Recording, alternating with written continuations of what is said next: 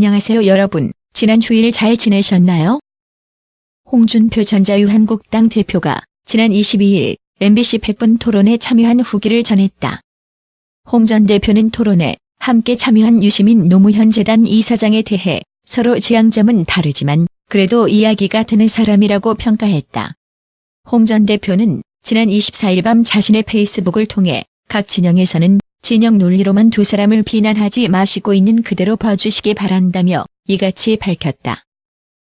그러면서 그는 저는 정치를 처칠처럼 유머가 있고 작고하신 JP처럼 여유와 낭만이 있어야 한다고 늘 생각해왔다고 말했다.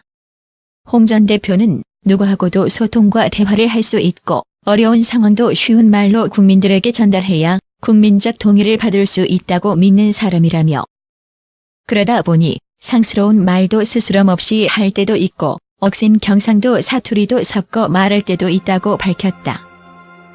홍 전 대표는 그것이 막말로 매도 당해도 품격 없다고 패션 우파들이 비난해도 저는 개의치 않는다며 그것은 저의 정치 철학의 한 부분이기 때문이라고 설명했다.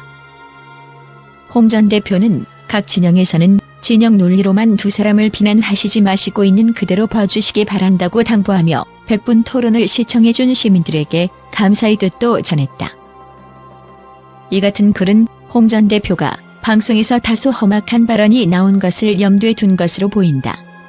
두 사람은 사안마다 극명한 이견을 드러내면서도 화기애애한 분위기에서 토론을 이어갔다. 이날 방송에서 홍 전 대표는 조국 전 법무부 장관이 지금 가족이 연루된 혐의에 대해 몰랐다는 입장을 밝힌 데 대해 여자에게 너 감옥 갔다 온 나라니 그런 법이 어딨냐?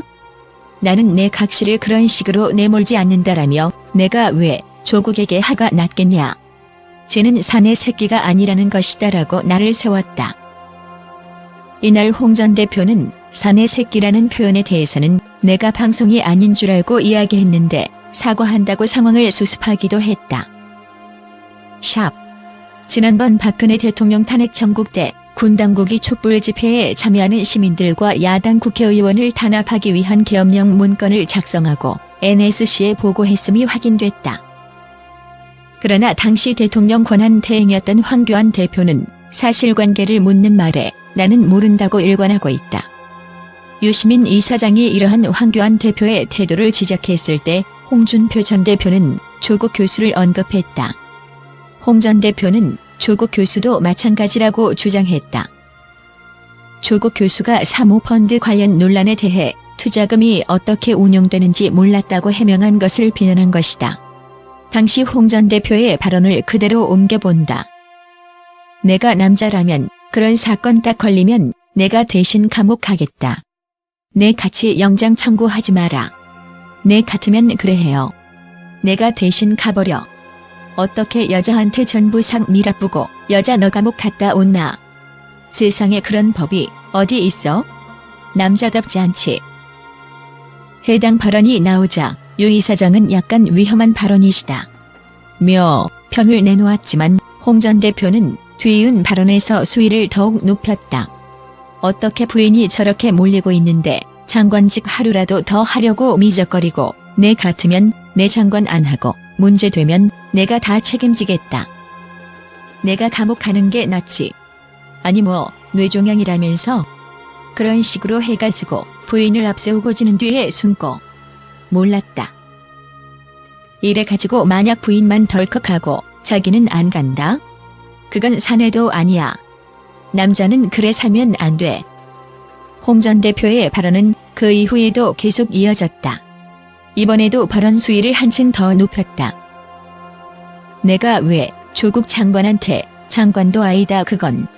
조국이한테 화가 났겠냐? 저거 사내 새끼 아니다 이 말이야. 해당 발언이 나오자 방청석에서는 작은 웃음소리와 짧은 탄식이 섞여 나왔다.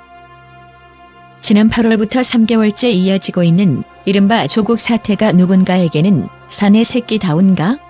의 문제였다. 홍 전 대표의 주장과는 달리 대부분의 사람들이 보는 조국 사태의 본질은 크게 법리적 문제와 도덕적 문제로 나뉜다. 먼저 법리적 문제는 많이 알려진 바와 같이 조국 교수의 딸이 받은 동양대학교 표창장이 위조되었는지 그리고 조국 교수의 부인 정경심 교수가 자본시장법을 위반했는지 등의 여부이다. 두 번째 도덕적 문제는 공정성을 외치던 조국 교수가 자신의 자녀와 관련해서도 소신을 지켰는지의 여부이다. 이 도덕적 문제는 법의 논리 밖에 있다. 불법은 아니지만 조국 교수의 자녀가 부모의 지위에 따른 혜택을 누리며 자라왔는가가 핵심이다.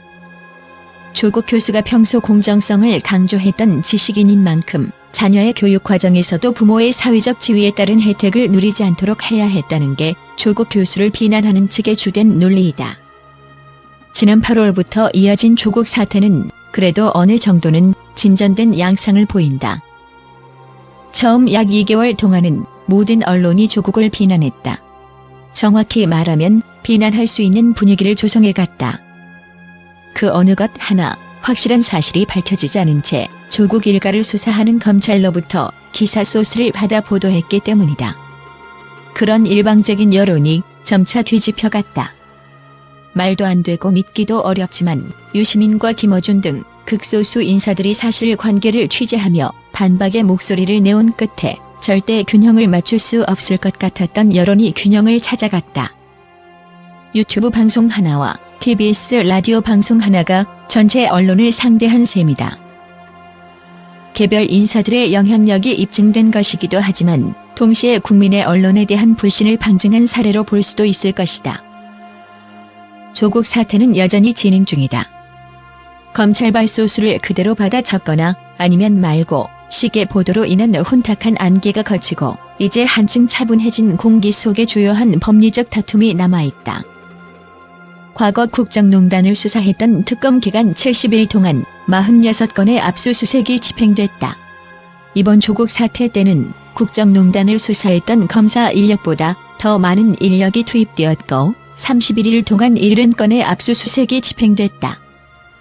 검찰은 철저한 수사를 위한 모든 조건을 갖췄다고 해도 과언이 아니다. 이제 재판이 남아있다.